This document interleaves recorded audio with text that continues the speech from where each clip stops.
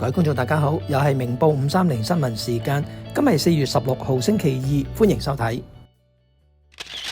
溫哥華南區喺4月3號清晨發生一宗命案，溫哥華警方今日公布指一名本拿比華裔男子涉案被捕，現已被控2級謀殺。溫市警方指案件發生喺4月3號早上6點左右，當時有報案指溫市南部 Fraserville 社區嘅 Rosemont Drive 上傳出尖叫聲，並有一名女士躺臥喺地上。警方今日公布案情時表示，死者為49歲嘅張姓女士 Gertrude Zhang， 佢受到致命刀傷，當場身亡。溫市警方指，調查人員喺確認疑犯身份後，並喺案件發生第2日拘捕咗29歲嚟自本拿比嘅劉姓男子 Eric Lau。警方指出，卑斯檢控服務處昨日批准向劉姓男子提出一項2級謀殺罪名。調查人員表示，死者同被告係互相認識嘅。溫市警方仍然呼籲任何知情人士，如果尚未同警方聯繫，請致電604-717-2500聯絡溫市警方兇案調查組。最近有冇發覺響嘈雜環境較難聽到人哋講嘢，或者經常要別人重複，甚至有耳鳴嘅情況？如果有，快啲揾永明聽力嘅專家鄺永明小姐啦！佢有多年助聽器驗配同舒緩耳鳴經驗，創新隱形 AI 智能助聽器，有超強減雜音功能，響嘈雜環境都可以清晰聽到人哋講嘢。現正推出雙重大優惠，立即致電預約聽力測試啦！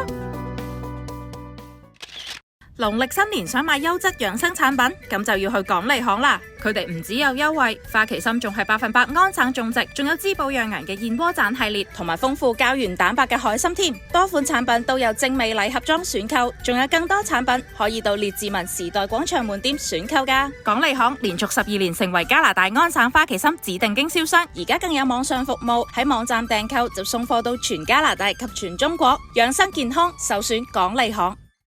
發展商正計劃重新打造本拿比 Metrotown 成為該市嘅市中心地段，並正尋求公眾意見。重建計劃包括一個佔地35英畝、涉及多棟高樓建築嘅項目。發展商 Ivanhoe Cambridge 喺項目嘅虛擬模型入邊展示，計劃喺該區興建10幾棟住宅大樓。該公司打算規劃方便行人嘅街道、商店、綠化帶、娛樂區同埋社區設施。喺未來嘅幾十年，將 Metrotown 商場打造一個成為充滿活力、多用途並且方便步行嘅市中心。該發展商喺2019年首次發佈咗打造 Metrotown 成為新市中心嘅計劃。該項目同本拿比市府喺2017年發佈嘅市中心規劃一致。規劃嘅最新階段顯示，將會保留現有嘅購物中心多30年，因為重建嘅最後階段會喺2054年之後進行，同時亦都係重要租戶租約期滿嘅時候。發展商補充，該規劃嘅用意係強化該區商店嘅組合，為所有人提供室內同室外嘅購物、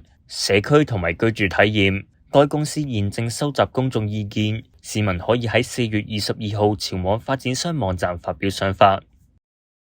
Vancouver First Realty 嘉域地產 The Winning Team 係大溫地區一支得到客戶信賴嘅出色團隊，因為有超過30年地產豐富經驗嘅 Winnie Lam 林太，忠誠服務客戶嘅 Terence， 一切以客為本嘅 Jessica， 誠懇對待客戶嘅 Daniel， 仲有我與時並進、力求創新嘅 Edgerson， 我哋為你提供專業地產服務。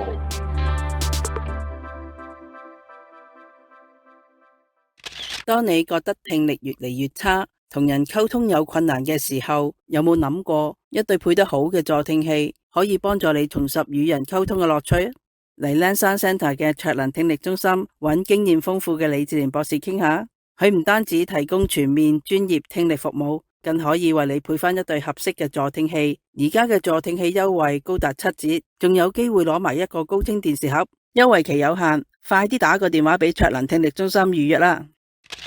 列治文一名男子因為早前多次同未成年兒童以網上通訊等渠道進行不當接觸，被控9項控罪，包括誘騙兒童未遂同埋違反保釋條件等有關罪名。被控男子為 Peter Andrew Warren， 佢喺4月3號喺列治文省級法院承認咗4項罪名，相關罪名分別係同佢喺2月14號至到21號期間同16歲以下兒童進行網絡通訊嘅行為有關，其餘3項罪名就係佢喺2月23號、3月3號同埋3月8號前往列治文 Steveston 社區公園嘅行為相關。Warren 喺2月21號於 Steveston 社區公園首次被捕，但係喺獲釋之後，於2月到3月期間又被捕咗3次，並喺第4次被捕之後，佢嘅保釋申請終於被拒。法院已經下令對 Warren 提交量刑前報告，並排期喺6月3號再次返到去列治文省級法院候判。百家店今年31歲啦！喺4月14號星期日，我哋準備咗一連串嘅精彩慶祝節目，由中午12點半開始，有精彩嘅舞獅表演助興。為答謝顧客多年嚟嘅支持，仲會免費派發馳名百家店燒肉，數量有限，送完即止。同場仲會聯成 The Big Band 合力舉辦只唱廣東歌歌唱比賽2024初賽。4月14號12點半約定你，百家店情懷不變，老地方見。